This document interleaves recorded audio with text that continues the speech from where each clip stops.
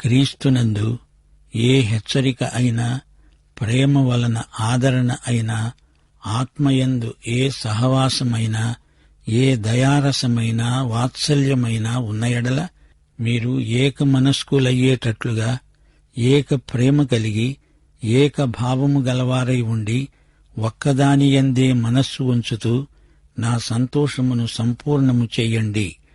కక్షచేతనైనా వృథాతిశయము చేతనైనా ఏదీ చేయక వినయమైన మనస్సు గలవారై ఒకనినొకడు తనకంటే యోగ్యుడు అని ఎంచుతూ మీలో ప్రతివాడు తన సొంత కార్యములనే కాక ఇతరుల కార్యములను కూడా చూడాలి. క్రీస్తు యేసునకు కలిగిన ఈ మనస్సు మీరు కలిగి ఉండండి.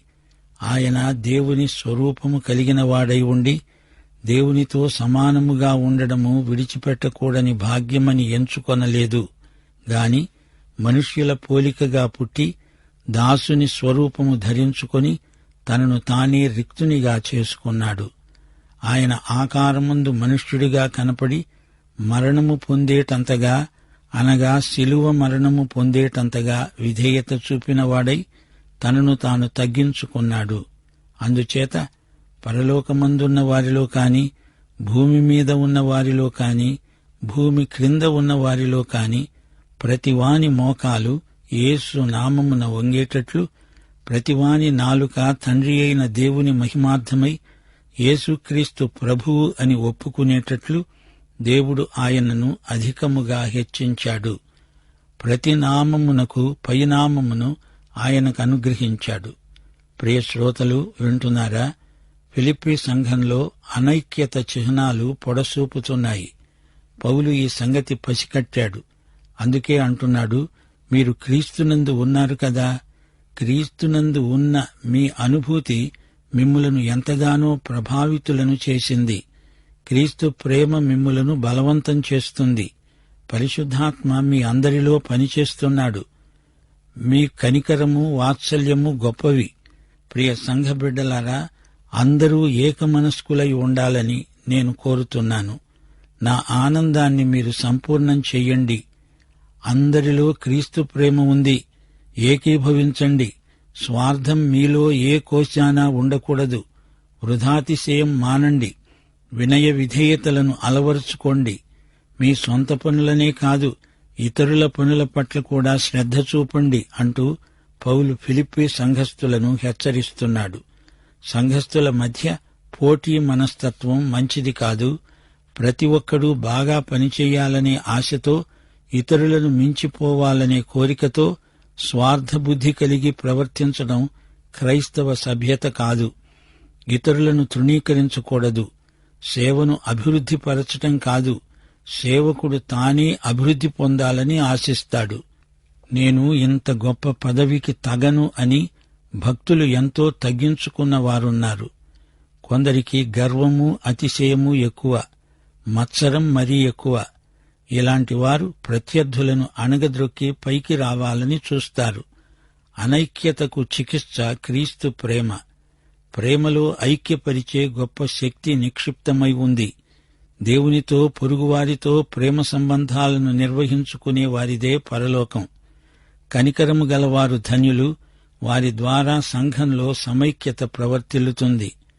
అనైక్యత జీవ ప్రగతిని దెబ్బతీస్తుంది. పౌలు గద్దించటం లేదు, వారిని ప్రేమపూర్వకంగా హెచ్చరిస్తున్నాడు. క్రీస్తు ప్రేమను అలవరుచుకోండి. క్రీస్తు మన కోసం రిక్తుడయ్యాడు. దైవత్వపు హక్కులను ఆయన వదిలిపెట్టాడు. ఈ లోకంలో మితులకు లోనైన జీవితాన్ని జీవించాడు. ఈ పరిమితులకు ఆయన స్వచ్ఛందంగా లోబడ్డాడు. ఆయన దేవత్వాన్ని వదిలిపెట్టలేదు. ఆయన దేవుడే. మనిషి అయినందుచేత ఆయన దైవత్వమేమీ తగ్గలేదు. దేవత్వపు హక్కులను వదిలి ఆయన రిక్తుడయ్యాడు. దేవుని కుమారుడు ఈ లోకానికి వచ్చినప్పుడు ఆయన్ను సందర్శించడానికి కాపరులు, రాజులు వచ్చారు. దేవదూతలెందరో వచ్చారు. కాని వీరందరూ కొద్దిమందే అనిపిస్తుంది. ఆ మాటకొస్తే లోకము, పరలోకము అందరూ కలిసి రావాల్సిన సందర్భమది. రోమా ప్రభుత్వమంతా వచ్చి ఆయనకు దాసోహమనాలి. తూర్పు దేశపు జ్ఞానులందరూ రాలేదే. మరి ఉత్తర దేశపు జ్ఞానులు, దక్షిణ దేశపు జ్ఞానులు ఏమయ్యారు? యెరూషలేము దేవాలయమంతా ఖాళీ అవ్వాలి. అందరూ దశ దిశల నుండి వచ్చి రాజుకు నజరానాలు తేవాలి. కాని రాలేదు. అందరూ రావాలని ఆయన ఎందుకు బలవంతం చేయలేదు? అసలు సంగతి ఏమిటంటే, ఆయన తన దేవత్వ అధికారమంతా పరలోకంలోనే విడిచిపెట్టి రిక్తుడై వచ్చాడు. ఆయన స్వచ్ఛందంగా బీదరికాన్ని కోరుకున్నాడు. ఒక మురికి పాకలో, పశుల శాలలో జన్మించాడు. అది పరిశుభ్రమైన స్థలం కాదు. క్రిస్మస్ కార్డుల మీద బొమ్మలను చూచి భ్రమపడకండి. ఆయన పుట్టిన చోట పశువుల పేడ దుర్గంధం. ఆయన నజరేతు అనే కుగ్రామంలో పెరిగాడు. ఆ ఊరు అంత మంచిదేమీ కాదు.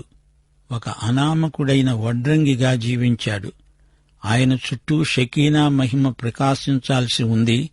ఆయన చుట్టూరా ఏదో వెలుగు ఉన్నట్లు చిత్రకారులు ఊహించి చిత్రిస్తారు గాని అసలు చిత్రమేమిటంటే, ఆయన ఒక సాధారణ మానవ శిశువుగా జన్మించాడు. సిపాయిలు వచ్చి గెత్సెమనే తోటలో ఆయన్ను పట్టుకోవాలని చూచారు. వారి మధ్య ఆయన ఎవరో గుర్తుపట్టలేకపోయారు. గుర్తింపు కోసం ఇస్కరియోతు యూదా ఆయన్ను ముద్దు పెట్టుకోవలసి వచ్చింది. అదే ఆయన గుర్తింపు. ఏదో మహా తేజోమహిమ ఆయన మీద ఉంటే వారు గుర్తించలేరా? అలాంటిదేమీ వారికి కనబడలేదు.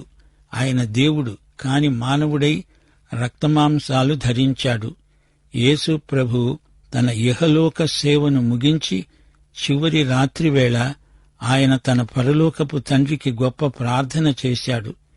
యోహాను సువార్త 17:5 తండ్రి, లోకము పుట్టక మునుపు నీ వద్ద నాకు ఏ మహిమ ఉండేదో ఆ మహిమతో నన్నిప్పుడు నీ వద్ద మహిమపరుచు. గమనించండి, తన మహిమను తిరిగి ఇవ్వమని అడిగాడు. గాని ఆయన దేవత్వము ఆయనతో ఎల్లప్పుడూ ఉన్నది. అది ఆయన విడిచిపెట్టలేదు. ఆయన ఇప్పుడు తిరిగి పరలోకానికి వెడుతున్నాడు. తన మహిమ, తన దేవత్వ లక్షణాన్ని తిరిగి కనపరుచుమని దేవుణ్ణి అడుగుతున్నాడు. ఇక్కడికి వచ్చేటప్పుడు ఆ మహిమను అక్కడే విడిచి వచ్చాడు. దేవునితో సమానత్వము విడిచిపెట్టకూడని భాగ్యమని ఆయన ఎంచుకోలేదు. ఆయన రిక్తుడై ఈ లోకానికి వచ్చాడు. శిశువై పుట్టాడు. ఆయన దాసుని స్వరూపము ధరించుకున్నాడు. యేసు ఒక సేవకుడుగా, దాసుడుగా వచ్చాడు. ఒక వడ్రంగిగా, కార్మికుడుగా పనిచేశాడు. ఆయన రాజభవనంలో ఎందుకు పుట్టలేదు? ఆయన రాజాధిరాజు గదా. ఆయన అదంతా కోరలేదు. రిక్తుడై పుట్టాడు. ఒక్కసారి ఆయన యెరూషలేములోకి గాడిదనెక్కి వస్తున్నప్పుడు, రాజా నీకు శుభం అన్నారు అందరూ. అంతే, మరెన్నడూ ఆయనను గురించి ఆ మాట అనలేదు.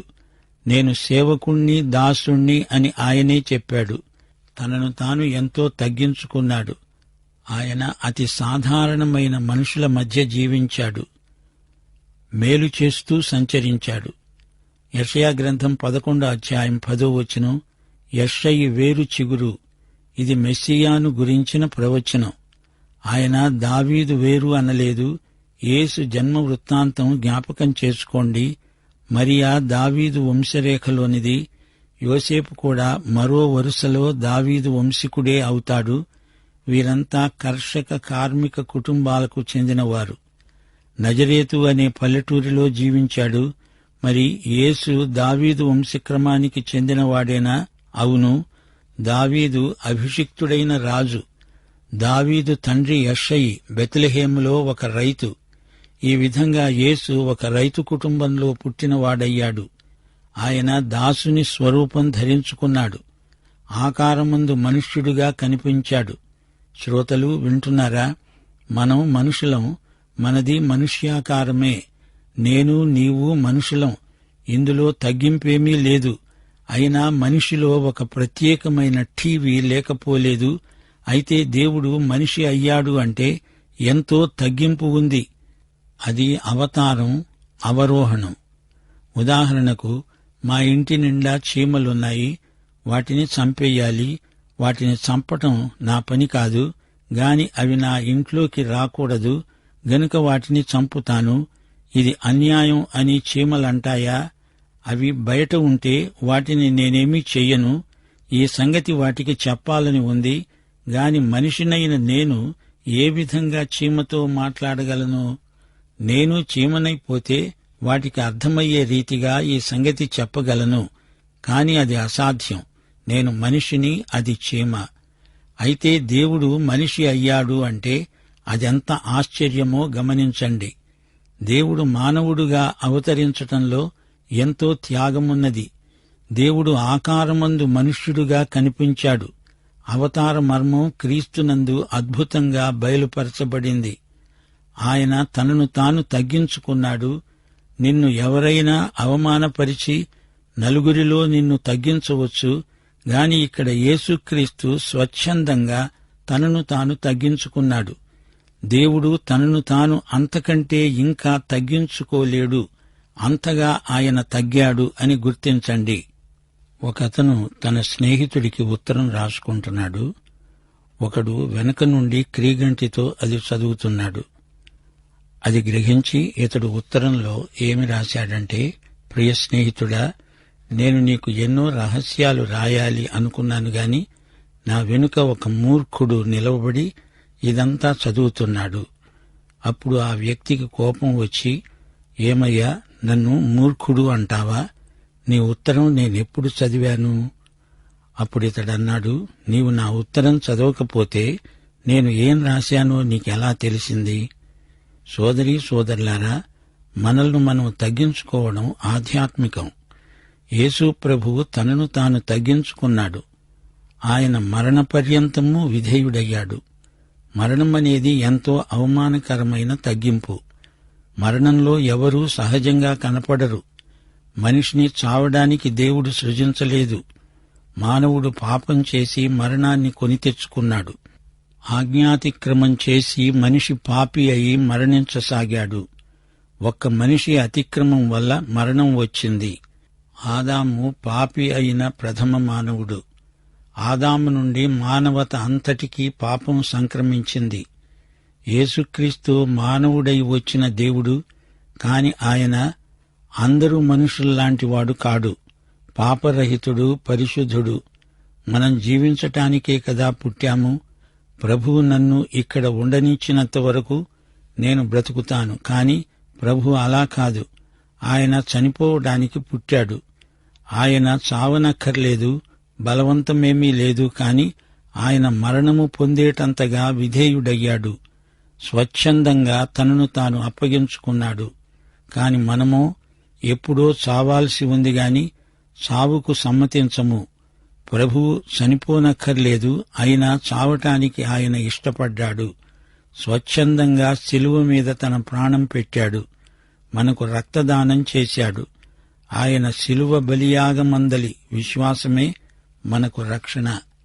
యోహాను సువార్త 10వ అధ్యాయం 15వ వచనం, 17, 18 వచనాలు. ప్రభు అన్నాడు, తండ్రి నన్ను ఏలాగు ఎరుగునో, నేను తండ్రిని ఏలాగు ఎరుగుదునో, అలాగే నేను నా గొర్రెలను ఎరుగుదును.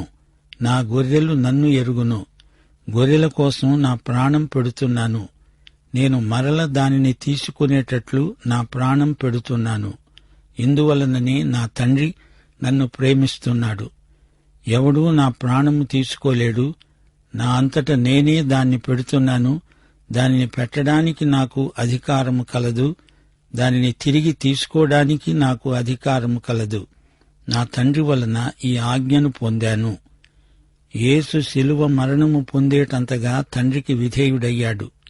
యేసు చనిపోయిన విధానంలో కూడా ఎంతో తగ్గింపు ఉంది.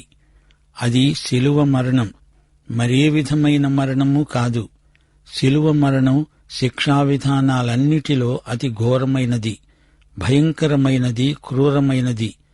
ఉన్నత మహిమ నుండి ఎంతో కిందికి శిలువ మరణ పర్యంతము ఆయన దిగివచ్చాడు. ఆయన ఎందుకింత త్యాగానికి పూనుకున్నాడు? ప్రతి ఒక్కడూ తన కార్యాన్నే చూసుకుంటున్నాడు గాని ఇతరుల కార్యాలు పట్టించుకోలేదు. క్రీస్తు అందరి కోసం తన ప్రశస్త రక్తం శిలువ మీద ధారపోశాడు. తన మహిమనంతా పరలోకంలో విడిచిపెట్టిన వాడై ఈ లోకానికి దిగివచ్చాడు. మన కోసం శిలువ బలిని సమర్పించాడు. దేవుడు మానవుడై చేసిన మహాద్భుత కార్యమిది. అక్రమకారులలో ఆయన లెక్కించబడ్డాడు. ఇది క్రీస్తు యేసుకు కలిగిన మనస్సు. ఇక దేవుని మనస్సు చూడండి. ఆయన తన కుమారుణ్ణి ఎంతో హెచ్చించాడు. తండ్రి అయిన దేవుని మనస్సు ఇదే. క్రీస్తు ఎంతో ఉన్నత స్థితికి హెచ్చించబడ్డాడు. యేసు ప్రభు 7 మెట్లు దిగివచ్చాడు, 7 మెట్లు పైకి ఎక్కి వెళ్లాడు. అన్ని నామముల కంటే పై నామమును తన కుమారునికి అనుగ్రహించాడు తండ్రి. ఈ ప్రపంచమంతటా యేసు నామమే మహోన్నత నామం. ఈ భూమి మీద యేసుక్రీస్తు సిలువ వేయబడ్డాడు.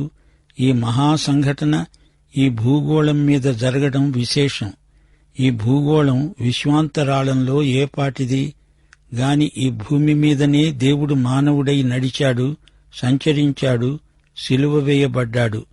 ఆయనకు మహోన్నత నామం ప్రసాదించాడు దేవుడు. ఈ లోకంలో ప్రతి నామము ఆయన నామము క్రిందనే. యేసు నామమున ప్రతి మోకాలు వంగాలి. యేసు నామ విశిష్టత ఎంతో గొప్పది. యేసు అంటే రక్షకుడు. ఆయన తన ప్రజలను పాపముల నుండి రక్షిస్తాడు గనుక ఆయన పేరు యేసు. మత్తయి సువార్త 1వ అధ్యాయం 22-23 వచనాలు. ఇదంతా ఒక ప్రవచనం. ఇదిగో కన్యక గర్భవతి అయి కుమారుణ్ణి కంటుంది. ఆయనకు ఇమ్మానుయేలు అని పేరు పెడతావు అని ప్రభువు తన ప్రవక్త ద్వారా పలికిన మాట నెరవేరేటట్లు ఇదంతా జరిగింది. ఇమ్మానుయేలు అనే పేరుకు దేవుడు మనకు తోడు అని అర్థం. ఆయన పేరు ఇమ్మానుయేలా. ఈ పేరు ప్రవచనం ఇంకా నెరవేరవలసి ఉంది. ఆయనకు మాత్రమే ఈ పేరు. యేసు అనగా ఆయనే రక్షకుడు. యేసు తప్ప మరే మానవుడు రక్షకుడు కాలేడు. ఆయన తన ప్రజలను ఎలా రక్షిస్తాడు? ఆయన ఇమ్మానుయేలు, మనతో ఉన్నవాడు. బెత్లెహేములో పుట్టిన యేసు మనతో ఉండటానికి వచ్చిన దేవుడు. ఆయన మన మానవతను ధరించినవాడు. ఆయన ఇమ్మానుయేలు. ఇమ్మానుయేలు మాత్రమే యేసు అనే పేరుతో పిలువబడగలడు. పరలోకములో ఉన్న వాటికంటే ఎత్తుగా ఆయన హెచ్చించబడ్డాడు.